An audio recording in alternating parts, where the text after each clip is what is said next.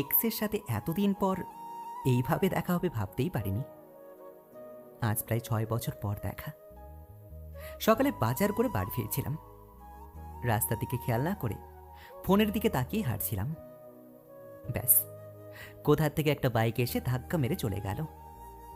তারপর উঠে দাঁড়ানোর চেষ্টা করলাম, কিন্তু পারলাম না। পায়ে প্রচণ্ড ব্যথা অনুভব করলাম।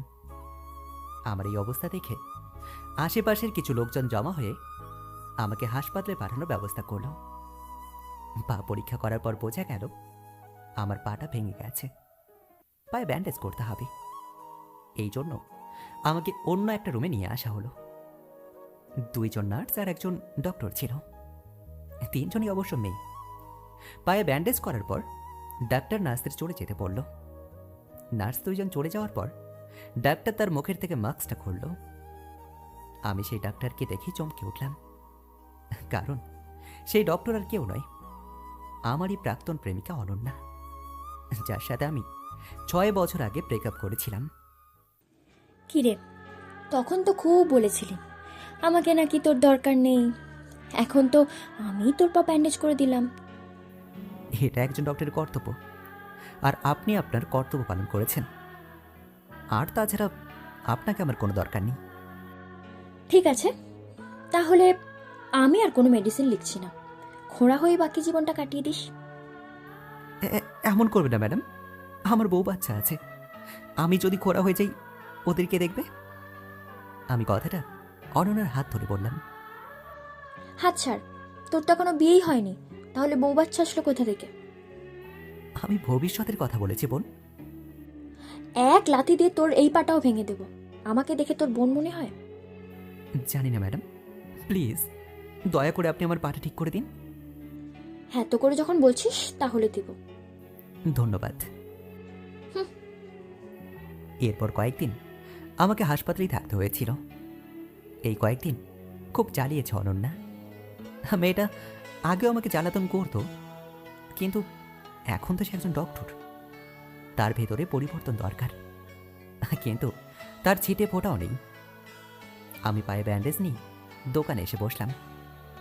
পড়াশোনা শেষ করে আমি কয়েক বছর চাকরি করেছিলাম, তারপর আর ভালো লাগেনি, তাই একটা কাপড়ের দোকান করে নিয়েছি। নিজের ইচ্ছা মতো চলাফেরা করতে পারি, এই জন্য আর চাকরির কথা চিন্তাও করিনি। সকালবেলা আমার ছোট ভাই আমাকে বাইকে করে দোকানে দিয়ে গিয়েছিল। এখানে বলে রাখি, আমার একটা ছোট ভাই আছে, ওর নাম হচ্ছে দীপ। ও ক্লাস 10-এ পড়ছে এখন। বাবা মা আর 2 ভাই নিয়ে আমাদের পরিবার। একটা বড় বোন ছিল, তার বিয়ে হয়ে গেছে। বিকেলবেলা বাড়ি ফিরে নিজের রুমে ঢুকতে আমি চমকে উঠলাম। খাটের ওপর অনন্যা বসে আছে আর ফোন নিয়ে কি যেন করছে। আমি বললাম, মিস অনন্যা, আপনি এখানে? এসে গেছো? এসেছি বেড়াতে। বাড়ির ঠিকানা কোথায় পেলে? আন্টি দিয়েছিল আমাকে। কেন?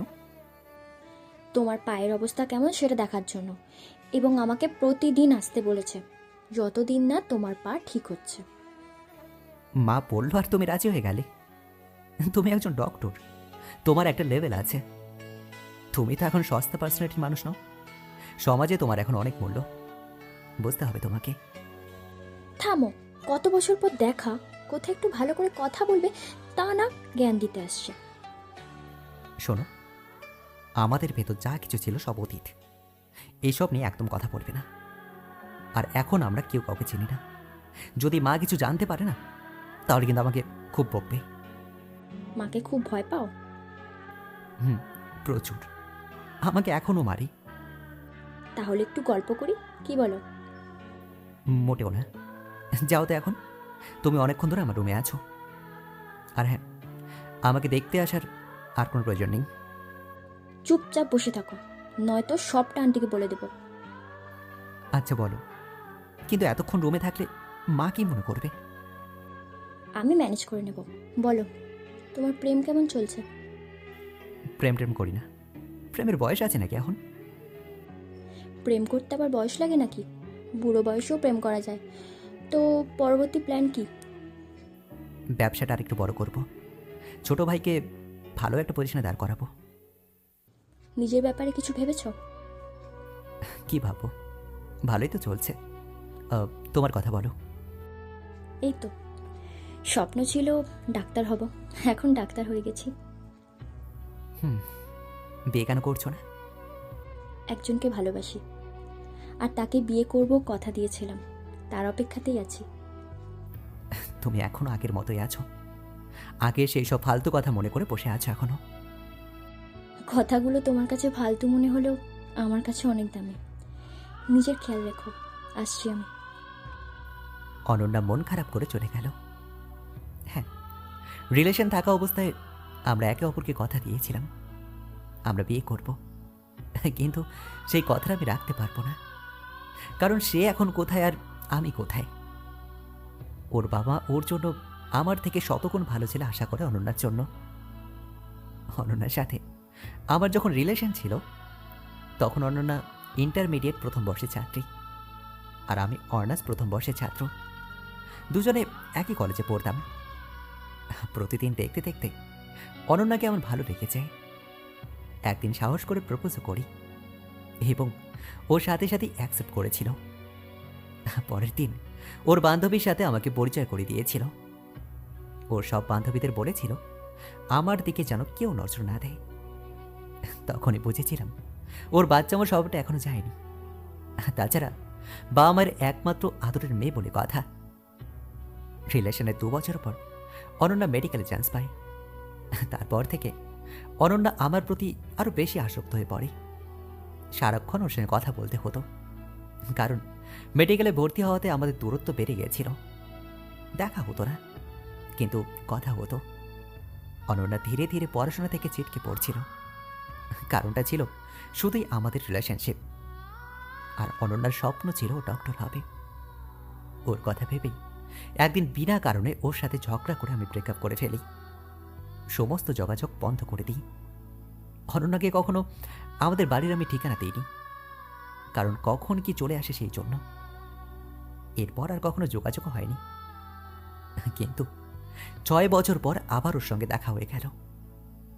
এই দেখাই যে শেষ দেখা নয়, এটা আমি খুব ভালো করেই জানি। ও সময় পেলেই চলে আসবে। আমার প্রেমিকা হিসেবে ও খুব ভালোও ছিল। আমাদের দেখা করার কথা থাকলে অনন্যা আগের থেকে আমার জন্য ওয়েট করত। কখনো ওর জন্য আমাকে ওয়েট করতে হয়নি। পরদিন বিকালে বাড়িতে আবার ওর কথা শুনতে পেলাম। পা ভেঙে যাওয়ার কারণে ঘরবন্দি হয়েই বসে রয়েছি। খাওয়া দাওয়া সব ঘরের মধ্যেই করছি। একটু পর অরণ্য আমার রুমে এসে পড়ল। পায়ের কি অবস্থা? এই তো ভালোই, এখন ব্যথা একটু কম আছে। ঠিক মতো ওষুধ খেতে হবে, ভুল হয় না যেন। হ্যাঁ। টেবিলের উপর ফ্রেমের ভিতরে ছবিটা আমাদের, তাই না? রিলেশনের প্রথমে একটা কাপল পিক তুলেছিলাম, ওইটা একটা ফ্রেমে রেখেছিলাম। সেটা আর কখনো সরানো হয়নি। কি ভাবছো? কিছু না। তুমি ভালোবাসো না আমাকে? উত্তরটা আমি 6 বছর আগে দিয়েছি অনন্যা। কারণটা কিন্তু বলনি তখন। কোনো কারণ নেই, তুমি যাও তো এখন, আর কখনো আসবে না এখানে। দুঃখিত, আপনার সব কথা মেনে চলতে পারবো না। আর আমি কি করব সেটা আমি নিজে ঠিক করব, আপনি নয়। হুর, বের হতো রুম থেকে। যাচ্ছি যাচ্ছি, থাকতে আসিনি আমি। অনন্যা রুম থেকে বের হয়ে গেল। এবার আমি ঘুমানোর চেষ্টা করলাম, কিন্তু কিছুতেই ঘুম আসছে না। অনন্যাকে দেখার পর থেকেই ওর সাথে কাটানো প্রত্যেকটা মুহূর্ত আমার চোখের সামনে ভেসে উঠছে। আমি এখন ওকে ভালোবাসি, আমি চাই ওকে আপন করে নিতে, কিন্তু হেরে যাচ্ছি বাস্তবতার কাছে। অনন্যা একজন ডক্টর, আর আমি একজন সাধারণ ব্যবসায়ী। বাস্তবতা কখনোই ওর আর আমার মেল হতে দেবে না। অনন্যা একজন ভালো ছেলে ডিজার্ভ করে, এবং ওর পরিবারও সেটাই করবে। আর আমার পরিবার কখনো চাইবে না ঘরের বউ চাকরি করুক। অনন্যার স্বপ্ন ডাক্তারি করা, আর আমি চাই না ভালোবাসার মানুষের স্বপ্ন ভঙ্গ করতে। আমি এই সব কিছু ভেবেই ত্যাগ করে দিচ্ছি। আমার আর অনন্যার মিলন না হওয়ার জন্য আমি কষ্ট পাবো ঠিকই, কিন্তু স্বস্তি পাবো যদি ভালোবাসার মানুষটাকে আমি সুখী দেখি। সেদিনের পর থেকে অনন্যার আমাদের বাড়িতে আসেনি। আজ আমি যাচ্ছি পায়ের ব্যান্ডেজ খুলতে। হাসপাতালে বসে আছি, কিন্তু অনন্যা এখনো আসেনি। নার্স বলল একটা অপারেশন করছে, তাই আমি বসে বসে অপেক্ষা করছি। একটু পর ভাইয়ের কাঁধে হাত দিয়ে একটা রুমে আসলাম ব্যান্ডেজ খোলানোর জন্য। অনন্যা একাই রুমে আসলো। আমরা দুজন ছাড়া রুমে কেউ ছিল না। হঠাৎ করে অনন্যা আমাকে জড়িয়ে ধরল। আমি বেশ একটু অবাক হলাম আর বললাম, অনন্যা ছাড়ো আমাকে। কিন্তু সে আমাকে ছেড়ে না দিয়ে আরো শক্ত করে জড়িয়ে ধরল। অনন্যা। সে মুখে কিছু না বলে আমাকে ছেড়ে দিয়ে সামনে দাঁড়ালো।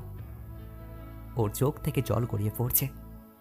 চুপচাপ পা থেকে ব্যান্ডেজটা খুলতে শুরু করলো। তারপর বলল, আমার এত ভালো দেখার দায়িত্ব তোমাকে কে দিয়েছে? মানে কি বলছো তুমি? আমি কিচ্ছু বুঝতে পারছি না। গতকাল তোমাকে দেখতে তোমার বাড়িতে গেছিলাম। তোমার রুমে গিয়ে দেখি তুমি ঘুমাচ্ছ। তখন তোমার পাশে একটা ডায়েরি দেখলাম।